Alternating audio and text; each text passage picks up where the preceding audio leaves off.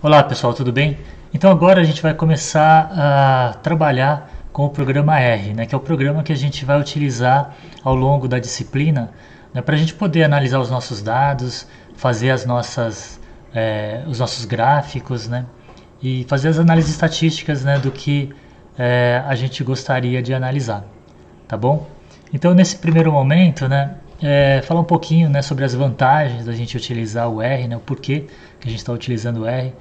Bom, em primeiro lugar, que é um programa que ele tem o código aberto, né? Então dessa maneira ele é gratuito, né? A gente simplesmente pode baixar da internet e começar a utilizar. Ele é um programa bem versátil, né? Porque ele permite a programação de novas funções, né? Então a gente costuma dizer que o R não é, a pergunta não é será que eu consigo fazer isso no R, né? Mas sim de que maneira que eu consigo fazer isso no R, porque por essa versatilidade a gente consegue praticamente fazer todas as análises, né, que envolvem as bases de dados, né, no programa, tá bom?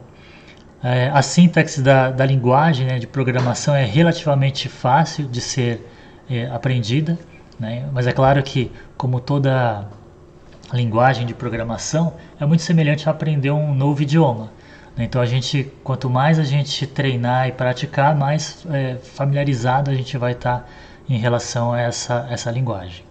Tá? Mas comparativamente ela é relativamente simples, né, de ser entendida.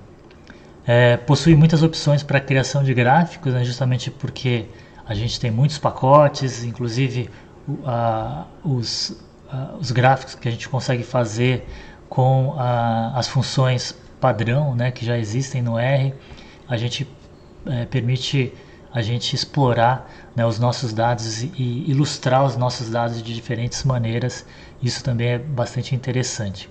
E ele é um programa amplamente utilizado pela comunidade científica. Isso é bastante interessante também porque praticamente hoje em dia em todas as universidades, né, brasileiras o programa é utilizado. Normalmente é o principal programa, né, utilizado nas universidades, nas pós-graduações, e também não só no Brasil, mas no mundo inteiro. Né? Então é bastante difundido. Isso significa também, né, por exemplo, se você tem algum problema, alguma dificuldade em uma determinada função, se você jogar no Google, né, no buscador, você vai encontrar várias comunidades, né, que utilizam esse programa, e essas pessoas provavelmente já tiveram esse mesmo problema. Provavelmente você já vai encontrar uma resposta pronta em algum desses fóruns. Tá? O que é bastante interessante, então, nesse processo de aprendizagem. Tá? Bom, aqui só vou exemplificar, né, com alguns gráficos, iniciando, na verdade, com esse gráfico que mostra o quanto que o programa está sendo utilizado. Na verdade, uma lista, né, dos programas mais populares, né, em ciência de dados atualmente, e o R está entre esses programas mais utilizados. Tá? O que mostra então essa amplitude, né, de usuários dessa ferramenta pelo mundo afora. Tá? Bom, aqui só alguns exemplos então de gráficos, né, agora sim.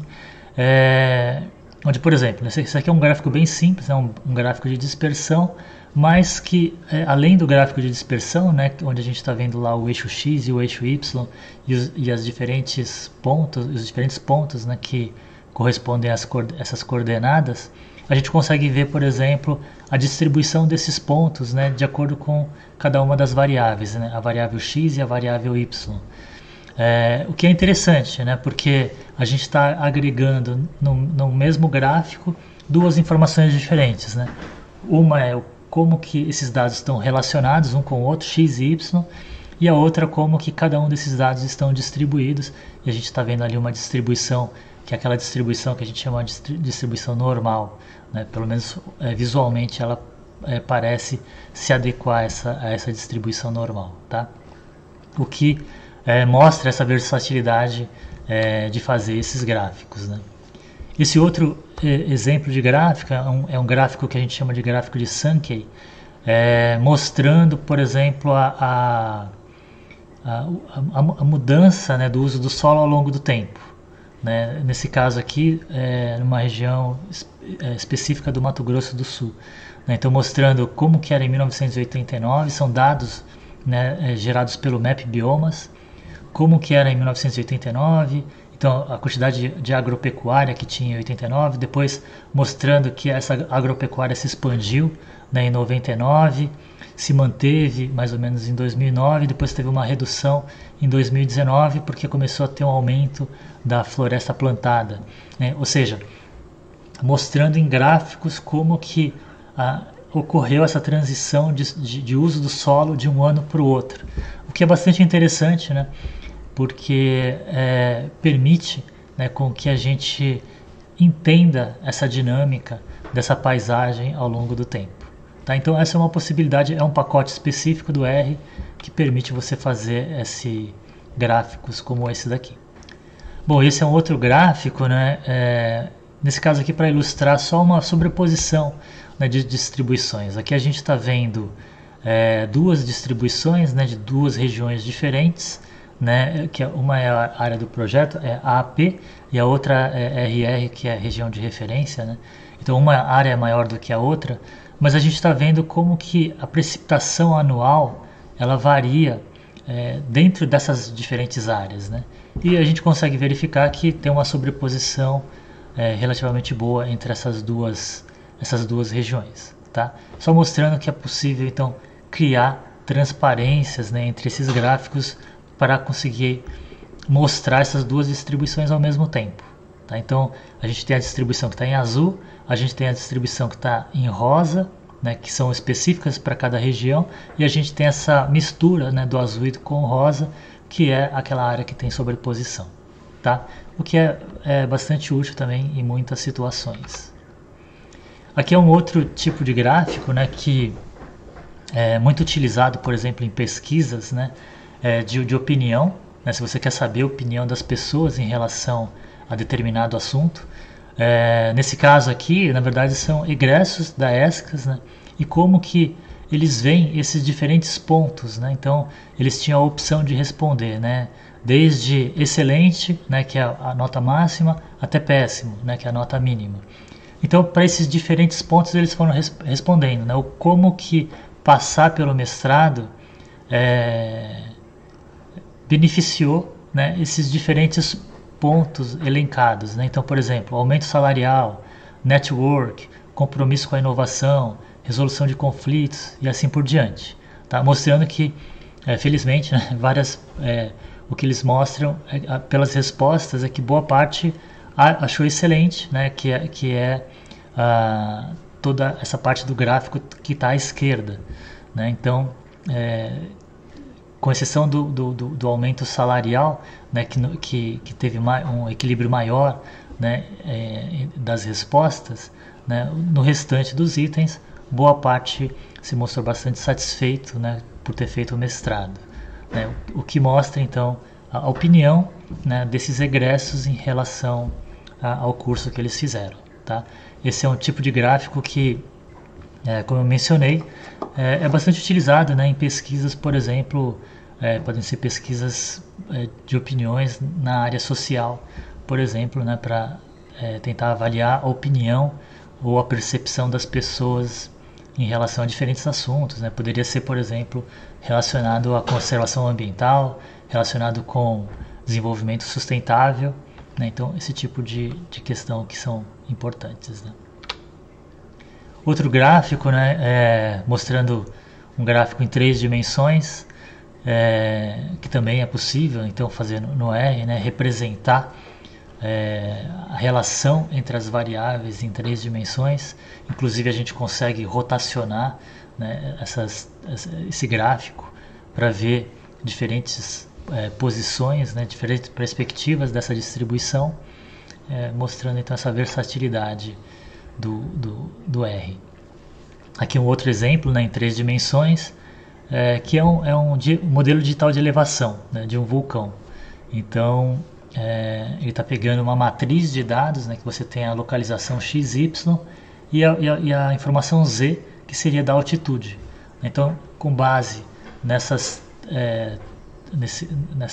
3 informações, ele consegue então gerar esse mapa para a gente de variação de elevação, por exemplo. tá? Aqui um outro gráfico também mostrando os dados em 3 dimensões. Bom, e o outro ponto interessante também em relação ao R é que a gente consegue fazer simulações, né? E aí principalmente quando a gente quer trabalhar com estatística, né, e aprender a estatística, isso é interessante porque isso permite com que a gente crie as nossas próprias populações, né? Então, lembrando, né, que quando a gente utiliza a estatística, a nossa ideia é, a partir de amostras, né, que a gente tem de uma determinada população, a gente consiga fazer inferência em relação à população como um todo, né? Então, só que normalmente, né, se a gente fosse fazer um experimento real, né, o que aconteceria, né? A gente não teria a informação da população como um todo, a gente teria informação só da amostra, né? Então, tudo bem, a gente iria lá, faria uma amostragem e depois chegaria a uma inferência em relação à população, mas de fato a gente não teria o dado da população para verificar se essa inferência que a gente está fazendo realmente condiz com os parâmetros que a gente está estimando da população, tá? Então, nesse caso, se a gente consegue fazer simulações, ou seja, criar as nossas próprias populações, isso permite com que a gente faça esse tipo de teste, né? Então a gente gera uma população, né, aleatoriamente. A partir dessa população a gente pode extrair amostras e calcular algumas estatísticas e verificar se essas estatísticas que a gente calculou ou essas estimativas que a gente calculou realmente condiz com aquela população, com toda a informação daquela população, né, que a gente tem em mãos, né? E aí a gente consegue comparar de fato, tá? Então, só para a gente verificar como que isso funciona, eu vou fazer o seguinte, ó, eu vou pegar esse script que está aqui, ó. Então eu vou copiar e vou jogar aqui no R, tá? Só que antes eu vou criar um novo script e vou jogar aqui, ó. Tá? Só para a gente ilustrar isso que eu estou mencionando, né? Então eu vou selecionar aqui tudo e vou dar um Ctrl R, tá? Quando eu dou um Ctrl R, o que ele faz? Ele está gerando para mim, na verdade ele gerou 4 conjuntos de dados aqui, que tem médias semelhantes, né, muito parecidas, mas que tem variâncias diferentes, né? Então, na verdade, assim, ó, quanto mais espalhado a gente tem essa informação aqui, essa curva normal, significa que eu tenho uma variância maior. E quanto mais fina, né, for essa distribuição, significa que eu tenho uma variância menor, tá? Mas todas com mais ou menos a mesma média. Eu digo mais ou menos a mesma média porque, como é um processo aleatório que ele gerou, então, na verdade, cada vez que a gente vem aqui e faz essa mesma operação, na verdade, cada vez, como a gente está observando aqui, ó, ele produz resultados diferentes, justamente porque tem um elemento aleatório ali que gera amostras diferentes, né, cada vez que a gente faz isso, tá bom? Mas mostrando então que a gente consegue gerar essas populações, né, para que a gente possa fazer simulações. Então, a mesma coisa, por exemplo, se eu quero simular, né, eu vou dar uma limpada na tela, então eu coloco Ctrl L para limpar a tela, e aqui no gráfico, no slide seguinte, vamos supor que eu queira simular o jogo de moedas, tá? E aí eu quero fazer isso, eu quero jogar a moeda 100 vezes, tá? Então eu posso vir aqui, ó, essa linha de comando, essa linha de comando é a linha de comando que permite eu fazer essa simulação, tá? Então eu vou jogar aqui, ó, Ctrl R. Então eu estou simulando o jogo de 100 moedas para verificar se ela caiu cara ou coroa, tá? A gente está observando aqui, ó, todos esses primeiros saíram coroa, depois cara, coroa, coroa, e vai ser aleatório. Se a gente fizer isso novamente, ó, novamente você tem novos resultados, né? Um processo aleatório, porque você tem 50% de sair cara e 50% de sair coroa. Se eu quisesse aumentar a minha amostragem. Se eu quisesse jogar 1000 vezes, por exemplo, eu poderia simplesmente mudar a quantidade que eu tenho estabelecido aqui e jogar 1000 vezes, tá? Então, o que ele está fazendo, né? Ele está usando essa função chamada sample, né? Que é essa função aqui, que é de amostragem. Ele está pegando a amostragem desse vetor, que tem essas duas informações, cara e coroa, tá? E aqui é a quantidade de vezes que ele faz essa amostragem. E aqui vocês estão observando que tem mais um outro comando aqui, que é esse replace, né? Que é reposição. E eu falei para repor, né? O T é de true, que é confirmando que eu quero que ele reponha essas moedas. Cada vez que ele tira uma moeda, se é cara ou coroa, né, ele repõe essa moeda. Porque se ele não repuser, o que vai acontecer? Na hora ele tem essas duas opções, cara ou coroa. Se ele tirar a primeira vez, vamos supor que ele tirou coroa, só vai ficar a cara lá, porque ele não repôs. Então, como eu quero que ele sempre tenha 50% de chance para coroa e 50% para cara, então eu tenho que sempre repor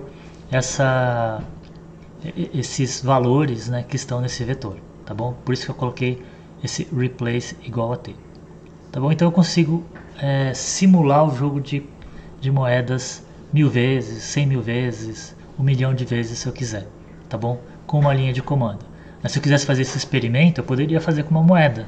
Mas imagina você ter que jogar 100 vezes a moeda para ficar anotando quantas vezes caiu cara e quantas vezes saiu coroa, tá? Então, essa é uma vantagem do R também, a possibilidade da gente fazer essas simulações, né? Bom, e aqui são os tipos de dados, né, que a gente trabalha no R. Lembrando que a programação do R, né, é orientada a objetos, né? Então, esses são os vários objetos que a gente vai trabalhar. Então a gente tem dados, né, escalar, onde você na verdade tem um único valor, né, que está sendo armazenado, né? Então, por exemplo, pode ser um valor numérico, né, por exemplo 10.5, seria um número qualquer, né? Um caractere, né? Por exemplo, aqui tem a letra A que eu poderia gravar. Lá naquele exemplo da moeda, né, o caractere que a gente tinha era cara e coroa, né? Então, são exemplos de dados escalares que a gente pode ter, tá bom? E aqui a gente já consegue perceber uma diferença, que quando a gente coloca um número, né, lá no R, esse número ele não precisa, você simplesmente pode colocar esse número sem mais nada, né? Mas, no entanto, quando você está criando um vetor, por exemplo, e você está colocando um caractere, esse caractere necessariamente ele tem que... Esse caractere necessariamente ele tem que estar entre aspas, tá? E o outro dado escalar, né, que a gente tem, por exemplo, são valores lógicos, né? Então, nesse caso aqui, como a gente colocou lá, né, o replace, a gente colocou t, a gente poderia colocar t, né, que foi true, né, de verdadeiro, ou falso, né, que é um valor lógico, né? Ou seja, ele está perguntando se eu quero que ele faça uma reposição ou não, né? Então é para uma tomada de decisão nesse caso, tá? Vetores, né, são conjuntos de valores em uma dimensão. Então, quando eu tinha cara e coroa, né, aquele conjunto de dados, né, que é composto por cara e coroa era um vetor, tá? Eu poderia ter vamos supor que eu fui para o campo e coletei dados de 5 parcelas, né, em relação à riqueza de espécies de árvores em 5 parcelas, né? Então eu posso gravar a riqueza de cada parcela num vetor, né? Ou seja, vai ser um vetor que tem 5 números ali dentro e cada número corresponde à riqueza de uma parcela, tá bom?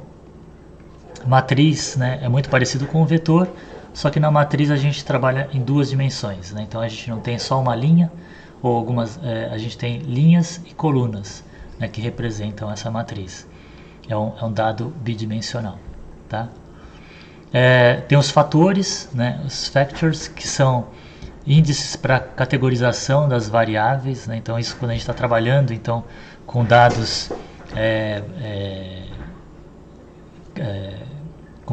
categóricos, né? Não quantitativos. Então, por exemplo, se eu estou trabalhando em áreas com alta qualidade e baixa qualidade, né? Então um fator poderia ser uma variável que indica se essa área tem alta qualidade ou se ela tem baixa qualidade, tá? Aí a gente tem a parte de listas também, que aí é uma coleção de objetos, que pode ser diferentes tipos de objetos, pode ser, por exemplo, numa lista, né, você pode ter vetores, você pode ter matriz, você pode ter planilhas, né? Então ele vai armazenar diferentes tipos de objetos com diferentes atributos, tá? O data frame, que são planilhas de dados, a gente pode imaginar, pensar, né, num data frame como uma planilha de Excel, né, que a gente tem. Então, por exemplo, eu fui para campo, então eu tenho lá 10 amostras, em cada uma dessas amostras eu coletei diferentes tipos de informação, né? Então, ou seja, cada amostra vai estar numa linha diferente e as informações que eu coletei dessas amostras vão estar em colunas distintas. Então, por exemplo, eu posso falar assim, então da área 1 à área 5 era uma área de alta qualidade, por exemplo. Da área 6 a 10 era de baixa qualidade. Então eu vou ter uma coluna ali indicando alta e baixa qualidade. Eu posso ter uma outra coluna indicando a riqueza de espécies de insetos, por exemplo. Então eu fui lá, usei uma metodologia, né, para captura de insetos, e aí fui lá colocando a diversidade de insetos que eu encontrei em cada uma dessas amostras, né? E assim por diante, né? Eu posso ir criando várias colunas ali, tanto com dados categóricos quanto com dados quantitativos, formando uma planilha, então, tá? Que seria um data frame. E aí, por último, a gente tem as funções, né? Que são muito importantes, né? O tempo inteiro a gente está usando essas funções lá no R, que são aquelas funções que servem para a gente fazer determinado cálculo, que permite, né, com que a gente, por exemplo, eu quero tirar a média aritmética das amostras, da riqueza, né, desses insetos que eu coletei nessas amostras. Então eu vou usar uma função que calcula essa média aritmética, que é a função min, né, que em inglês significa média, né, que em português significa média, né. Então a gente tem várias funções, né, criadas lá no R, e são essas funções que a gente tem que, principalmente aquelas mais comuns, que a gente tem que lembrar, né, na hora de fazer as nossas análises, tá bom? Ou, por exemplo, eu quero fazer um gráfico, eu vou usar a função plot, né, para ele plotar os meus dados, né? Por exemplo, eu tenho valores de x e de y, eu quero que ele faça um gráfico de dispersão. Eu vou usar então essa função plot para ele criar esse gráfico de dispersão, tá? Bom, pessoal, então, na verdade aqui, nessa sequência, né, a gente tem vários exemplos, mas o mais interessante, na verdade, seria vocês escreverem, né, esses exemplos que eu estou mostrando aqui lá no R, né? Ou seja, então eu posso vir aqui, nesse caso aqui, né, o que está acontecendo aqui? Eu estou criando uma variável que eu chamei de x, poderia ter um nome qualquer, né? Poderia ser, sei lá, João, por exemplo, tá? E aí eu criei essa variável x e estou pedindo para essa variável x guardar esse número 10, tá? Então o que eu posso fazer? Eu posso vir aqui no R, por exemplo, e vou escrever aqui, ó, x recebe 10, tá? Então, se eu dou um Ctrl R, quando eu dou um Ctrl R, ele sai aqui do meu script e vai para o console aqui, tá? Então agora se eu vier aqui, ó, clicar X, a gente vai verificar que dentro dessa variável X que eu gerei, tem um número, que é o número 10, tá bom? Então, é interessante a gente fazer isso, né? A gente jogando essas informações ali no R para a gente começar a se familiarizar. Nesse caso aqui, por exemplo, ó, eu estou pegando x e jogando em y. Ou seja, o que vai acontecer? Eu estou gerando uma variável que chama y, que vai receber x, né? Ou seja, ela vai ter a mesma informação que x tem, né? Então se a gente colocar y aqui, ele vai ter o valor 10 também. E se eu fizer x vezes y, ele vai multiplicar os valores que estão guardados nessas variáveis, tá? Bom, pessoal, então é isso, né? Ah, e lembrando, né, quando a gente tem esse símbolo, né, a hashtag aqui, o que acontece? Significa que sempre que você tem a hashtag e algo escrito na frente, isso não vai ser implementado lá no console, tá? Ou seja, se eu vier aqui, ó, e colocar, por exemplo, né, hashtag x dividido por y, né, e der um Ctrl R, o que vai acontecer? Não aconteceu nada. Por que não aconteceu nada? Não aconteceu nada porque eu tenho um hashtag aqui na frente, tá? Para que serve então essa hashtag? Para a gente colocar comentários no nosso script, que vai ajudar a gente a relembrar o que a gente estava querendo quando a gente fez aquela linha de comando, tá? Então ele vai ajudar a gente mesmo a lembrar, né, é um recado para a gente mesmo e também para outras pessoas, né, que eventualmente, se você fez um script, né, e você passou para uma outra pessoa, então esses comentários vão ajudar essa outra pessoa a entender para que serve aquele script, tá? Então aqui, por exemplo, ó, eu poderia escrever assim, ó, esse da moeda, né? Então, simulação de jogo de dado, tá? Então quando eu jogar aqui, ó, Ctrl R, o que vai acontecer? Ele gerou as 1000 amostras, né? Só que isso que eu escrevi aqui depois, ele não atrapalhou, né? Ou seja, ele não considerou na hora de rodar esse script, tá? Se eu não tivesse colocado isso daqui, o que ia acontecer? Ele ia dar um erro, né? Ele dá um erro. Por quê? Porque agora ele está entendendo que isso aqui faz parte do código, quando na verdade não faz, né? Ele é só um comentário que ele precisa ser ignorado na hora que ele está rodando o nosso script, tá bom?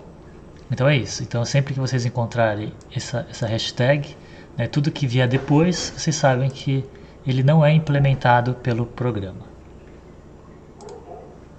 Bom, voltando aqui então, aqui algumas operações básicas, né, que é muito parecido com o que a gente faz ali no Excel, né? Então, se eu pego o valor de x mais y, né, ele vai fazer a somatória, x menos y, né, ele vai a subtração, x, o asterisco y, ele vai fazer a multiplicação de um pelo outro, x barra y, né, ele vai dividir, né, x por y. Você pode ter números negativos também, números positivos não vai fazer influência. Se eu quero elevar, né, ao quadrado, eu vou usar, assim como lá acontece lá no Excel, né, eu vou usar o chapéu, né, x chapéu 2, significa que é x elevado a 2, né? SQRT, que é de square root, né, ou seja, raiz quadrada, né? Então ele vai tirar a raiz quadrada de x, tá? Bom, e aqui então, como eu mencionei, né, a gente pode fazer as nossas contas, a gente pode criar as nossas linhas de comando, né? Só lembrando, né, que quando a gente estiver aqui, por exemplo, aqui a gente só tem que copiar essa parte aqui, tá? Então, por exemplo, eu venho aqui e vou colar ela aqui, ó. E aí eu consigo jogar para cá. Agora x está recebendo 2 mais 3 mais 5. Então se a gente colocar x aqui, vai ser igual a 10 também, tá? Se eu tivesse copiado esse sinalzinho aqui, ele iria dar errado, tá? Na verdade, esse sinalzinho, ele só está representando esse sinalzinho aqui no console, tá? Mas ele não faz parte da linha de comando em si, tá bom? Então a gente pode fazer isso, né? A gente pode fazer as contas, fazer uma conta e guardar numa outra variável, por exemplo, fazer multiplicação, raiz quadrada, e aí esse round, né, que é para arredondamento. Então, por exemplo, se eu faço a raiz quadrada sem arredondamento, eu tenho esse resultado. Se eu arredondar por 2, né, ou seja, eu quero duas casas decimais depois da vírgula, né, ele vai escrever 3,87, tá? Se eu quero um número elevado ao outro e assim por diante, né? Então a ideia aqui é vocês pegarem, né, essas, ou mesmo inventarem outras, né, outras linhas de comando e jogar lá no R para vocês começarem a se familiarizar e verificar então esses resultados, tá bom? Aqui eu não estou no modo de apresentação, mas é só para a gente olhar, né, rapidamente aqui o que está acontecendo. Eu vou colocar no modo de apresentação. Novamente, né, então, operações com objetos acoplados, né, o que significa isso? Que eu consigo colocar uma função dentro da outra, né? Então aqui, por exemplo, eu estou tirando a raiz quadrada de k, né, que é 30, e estou depois arredondando, né, com duas casas decimais. Então eu estou fazendo um objeto dentro do outro, tá? Mesma coisa aqui, né? Lembrando que, assim como acontece lá no Excel, a gente tem que lembrar da prioridade, né, que ele faz as contas, que vai depender o quê? Vai depender dos parênteses, né? Então, por exemplo, o que eu tenho aqui? Ó? Eu tenho uma somatória de x mais y mais k, tá? Tudo isso dividido por 3, né? Como eu tenho parênteses aqui, o que ele vai fazer? Primeiro ele vai fazer a somatória dentro do parênteses, depois ele vai dividir por 3. Tá? Se eu não tivesse esse parênteses, o que aconteceria? Como prioridade, ele iria usar a divisão primeiro, antes da soma. Tá? Então ele iria dividir k por 3 e depois ele iria somar essa divisão por x e y. Tá? Então daria um resultado totalmente diferente. Então isso a gente tem que tomar cuidado, né, na hora que a gente está escrevendo o nosso script, né? Então aqui, por exemplo, aqui ele está pegando o valor de m menos o valor de x, que o m aqui na verdade é a média, né? É a média de x mais y mais k elevado ao quadrado, mais m menos y, ou seja, ele está pegando cada valor de x, y e k, subtraindo da média e elevando ao quadrado, né, e dividido por 2. Tá? Na verdade, isso aqui é a fórmula da variância. Né? Mas a gente observa que os parênteses eles têm que estar no local correto para que ele faça a conta corretamente. Esse aqui é o valor, né, da variância 175. Tá? Esse aqui é o desvio padrão, que nada mais é do que a raiz quadrada da variância. Então, peguei toda essa informação que está aqui e estou tirando a raiz quadrada aqui embaixo. Tá? Então eu coloco mais dois parênteses, né, e coloco a raiz quadrada SQRT para ele tirar essa raiz quadrada, que vai dar 13,22. Então se a gente pegar, lembrando, né, que a gente tem funções, vamos olhar aqui, vamos voltar um pouquinho aqui, ó. Eu vou jogar ali no R só para a gente ver isso daqui. Opa. Lembrando que a gente tem que tirar essas marquinhas, né? Então eu vou colocar aqui, ó. Então o x vale 10, o y vale 5 e o k vale 30, tá? Então se eu pegar e criar o m aqui, ó, eu vou fazer x mais y mais k dividido por 3, tá? Vou dar um Ctrl R, opa, desculpa, eu errei aqui, Ctrl R, tá? E agora se eu colocar o m aqui, ele vai dar o valor 15, né? Que é essa média então, tá? E agora se eu vier aqui, ó, e pegar isso aqui, ó, que é a variância, jogar aqui,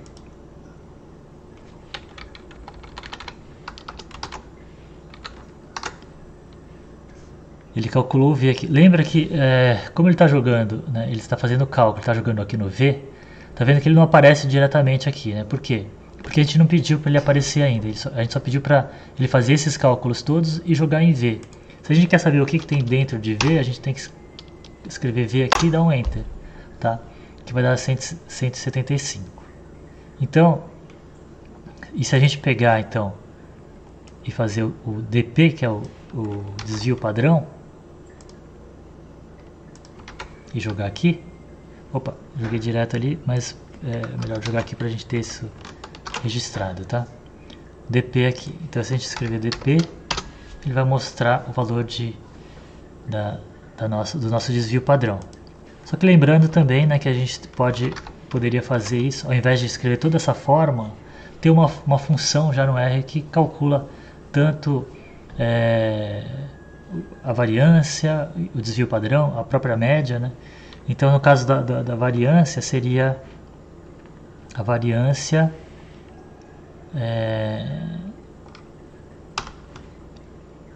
dessas informações, né? De x, de y e de k, tá? Então ele vai dar 175, que é o mesmo valor que deu aqui em cima. E se eu quero o desvio padrão, vai ser a mesma coisa, né? Só que eu vou usar outra função que é SD, que é de Standard Deviation, tá? Que é desvio padrão em inglês. E aí vai dar esse valor 13,22, que é o mesmo valor que a gente calculou usando essa fórmula aqui em cima. É a mesma coisa, tá? Então, voltando aqui, a gente tem outras formas também, né, de criar os nossos vetores, né? A gente pode criar usando essa função esse C minúsculo aqui, tá? Então quando eu uso esse C minúsculo, né, tudo que tiver dentro do parênteses vai fazer parte do meu vetor, né? Então eu criei esse vetor e joguei aqui em X, né? Quando eu peço para ele mostrar X, ele vai mostrar os valores que eu coloquei. Ou eu poderia usar essa outra função scan, né, onde você coloca x2, recebe scan, abre parênteses, né, abre e fecha, na verdade, e aí você pode ir escrevendo na sequência os valores, né, que vão entrar dentro desse vetor. Quando você clicar duas vezes sem entrar mais nenhum valor, ele fecha o vetor, né, e aí você vai ter todos os valores dentro desse vetor. Bom, e aqui embaixo a gente tem uma outra forma, né, que é uma forma sequencial, né? Se eu quero criar uma variável t, onde nessa variável t eu vou jogar todos os valores de 0 até 10. Tá? Então eu escrevo 0, 2.10. Tá? Então ele vai guardar todas essas informações ali dentro. Bom, e a gente pode ter as operações com vetores, né? Onde, por exemplo, eu tenho o vetor x e o vetor y, né, cada um com 5 números, né? Eu posso somar x com y, então ele vai fazer 10 mais 5 vai dar 15, 12 mais 6, 18, né? Ou seja, o primeiro valor de x mais o primeiro valor de y, o segundo de x mais o segundo de y, e assim sucessivamente, né? E a mesma coisa acontece com a divisão, né? Se eu fizer x dividido por y, ele vai mostrar que é a divisão de cada valor sequencialmente, né? Lembrando então que nesse caso, né, os vetores eles têm que ter o mesmo tamanho, eles têm que ter a mesma quantidade de números, porque senão ele não vai conseguir fazer essa relação. E se eu multiplicar, por exemplo, todos os valores de x, né, por 3, ele vai dar para a gente aqui esse vetor multiplicado por 3. Tá? E aí, como eu mencionei, né, anteriormente, a gente tem várias funções básicas, né, para a gente utilizar. Então, por exemplo, essa função length, né, que devolve o número de valores que você tem dentro do vetor, né, x. Então, por exemplo, naquele exemplo anterior, ele ia retornar o valor 5, porque é a quantidade de números que você tem dentro do vetor. O min, né, devolve a média, ele calcula a média. Median, calcula a mediana. SD, né, desvio padrão, que é Standard Deviation. Var, né, de variância, devolve a variância. Max, que é o valor máximo dentro do vetor. Min, valor mínimo. O range, que é o intervalo, né, entre os valores de x, o maior intervalo, né, do máximo menos o mínimo. o sum, que faz a somatória de todos os valores de x. Tá? Então, simplesmente a ideia aqui é vocês jogarem, né, essas informações lá no R para vocês poderem começar a se familiarizar com essas funções, principalmente essas mais básicas que o tempo inteiro a gente está utilizando. Tá? Tem as relações também, né, que a gente utiliza. Então, por exemplo, nesse caso aqui, ó, x igual a y, né? O igual aparecendo duas vezes, né? O que a gente quer saber?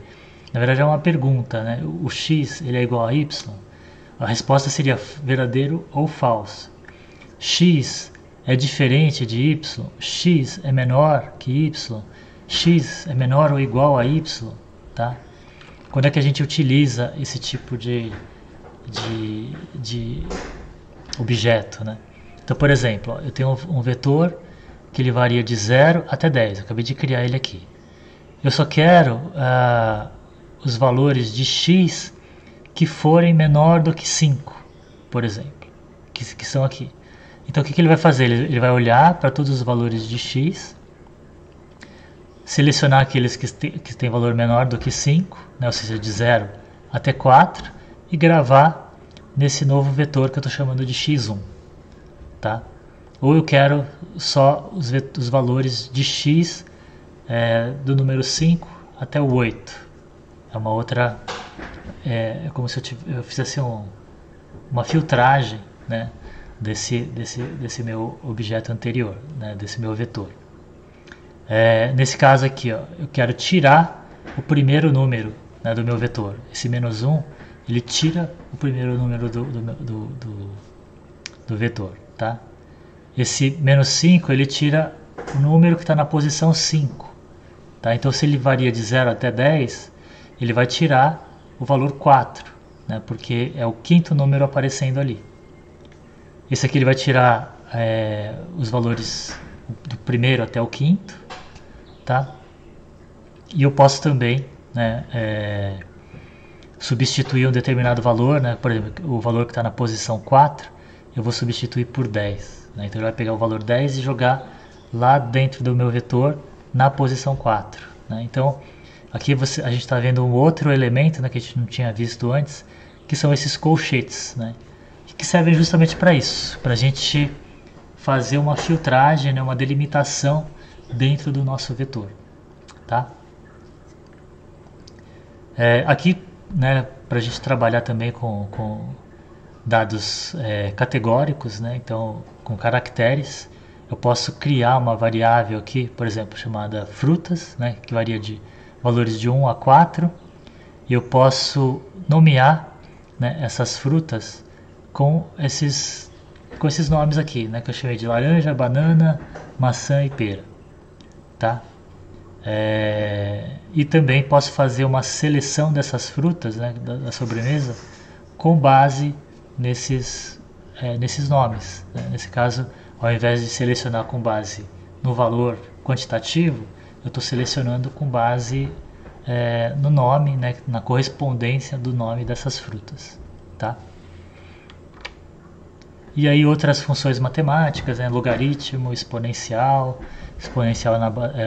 logaritmo na base 10, raiz quadrada que a gente já viu, fatorial, esse floor, né, que faz arredondamento, ceiling também faz arredondamento, o trunk também outro tipo de arredondamento, ou seja, são outras funções, né, que eventualmente a gente pode utilizar nas nossas análises, tá bom? Aqui continuando, né, as funções, mas a ideia aqui, né, cosseno, seno, vocês, nesse primeiro momento, vocês gerarem qualquer tipo de informação e começarem a brincar, né, com essas funções, para ver o que você está retornando, né, a partir do momento que você aplica essas funções. Então, esse momento é um momento de se familiarizar, né, com essas funções e criar os seus vetores, criar uma base de dados e começar então a aplicar essas funções sobre esses vetores. Tá? Outras funções, né, sort, rank, order, quantile, essa soma acumulada, A ideia aqui é que vocês comecem a brincar e testar essas diferentes funções. Tá ok? Bom, pessoal, então era isso, né, que eu queria mostrar para vocês nesse primeiro momento. Eu vou passar para vocês também uma lista, né, de exercícios para vocês praticarem, né, tudo isso que vocês estão vendo aqui, tá bom?